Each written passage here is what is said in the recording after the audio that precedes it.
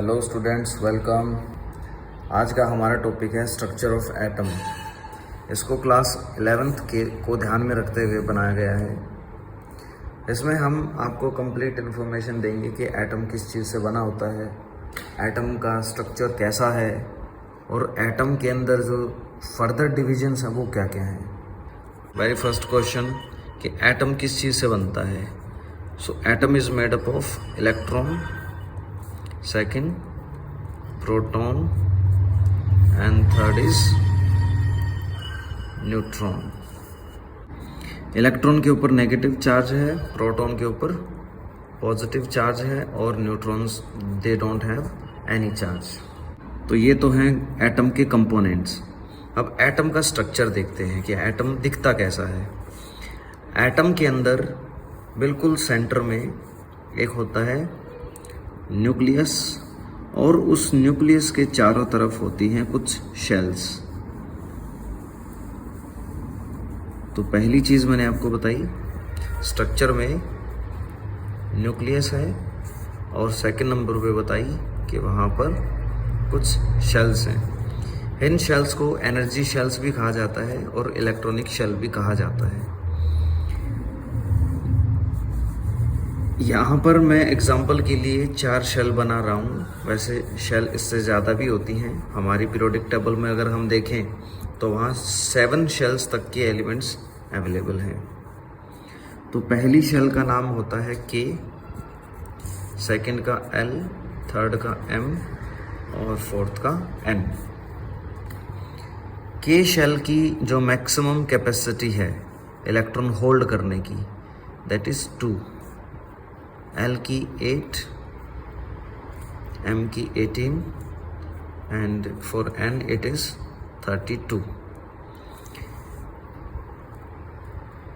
इसके लिए एक जनरल फॉर्मूला भी होता है, दैट इज 2n²। अगर आप n में 1 पुट करते हो, सो 1 का स्क्वायर 1 इंटू 2 इट इज 2। 1 क्यों पुट किया? k के लिए। अगर हम इसमें 2 पुट कर दें n की जगह पे, दैट इज फॉर L, तो 2 स्क्वायर 4, 4 2 ज़ा 8। सेम तरीके से हम 3 and 4 भी पुट करेंगे तो इसमें 18 and 32 इसकी वैल्यू आ जाएगी। So this is the general formula to calculate the total number of electrons in any shell. अब आगे देखते हैं न्यूक्लियस में और इन शेल्स में कौन होता है। तो इलेक्ट्रॉन्स तो पाए जाते हैं हमारे शेल्स में, और प्रोटॉन एंड न्यूट्रॉन पाए जाते हैं हमारे न्यूक्लियस में। अब ये इलेक्ट्रॉन्स किस तरह से मैनेज होते हैं इन शेल्स में, अब वो देखते हैं। तो इलेक्ट्रॉन्स जनरली सब शेल्स में पाए जाते हैं। So next topic is sub shell. ये जितनी भी शेल्स हैं इन सब के अंदर जो इलेक्ट्रॉन्स हैं दे आर फाउंड इन सब शेल्स। तो के शेल के अंदर जो सब शेल प्रेजेंट है that is S sub shell, L के अंदर S and P sub shell, M shell के अंदर फर्दर जो सब शेल है that is S and P and D, N के अंदर S P D and F.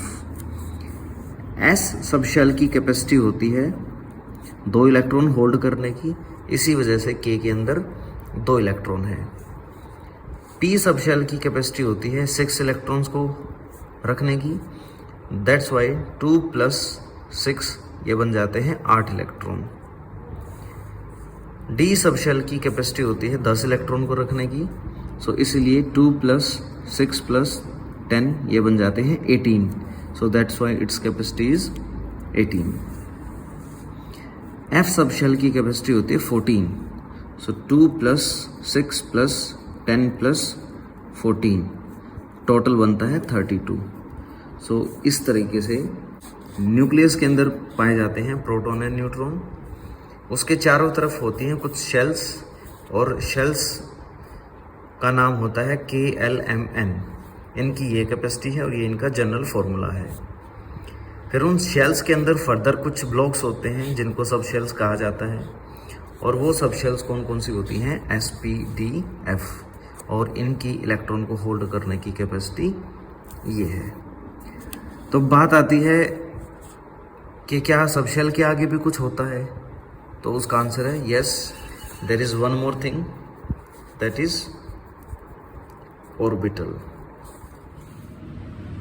तो मैंने आपको बताया कि शेल के अंदर मिलेगी आपको सब शेल के अंदर मिलेगा आपको ऑर्बिटल, एंड ऑर्बिटल के अंदर मिलेगा आपको इलेक्ट्रॉन। अब इस चीज़ को आप याद रखने के लिए आप अपने स्कूल से कंपेयर कर सकते हो। जैसे स्कूल में जब आप जाते हो तो स्कूल में आपको मिलता है रूम के अंदर आप जाते हो तो वहाँ पर आपको मिलता है बेंच, और बेंच पे आपको बैठे हुए मिलते हैं स्टूडेंट्स। तो एग्जैक्टली सेम पैटर्न में हमारे यहाँ पर एटम के अंदर स्ट्रक्चर है, जैसा कि हमारा स्कूल का स्ट्रक्चर होता है।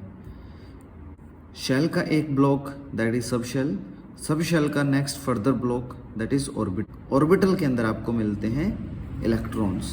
जैसे एक बेंच पे 2 स्टूडेंट बैठते हैं, सेम तरीके से एक ऑर्बिटल में 2 इलेक्ट्रॉन होते हैं। तो ऑर्बिटल भी कई तरह के होते हैं, S orbital, P orbital, D orbital, F orbital, लेकिन ऑर्बिटल चाहे कोई भी हो, that is represented by this box, and it has a maximum capacity of 2 electrons, one in clockwise direction and another is anti-clockwise direction।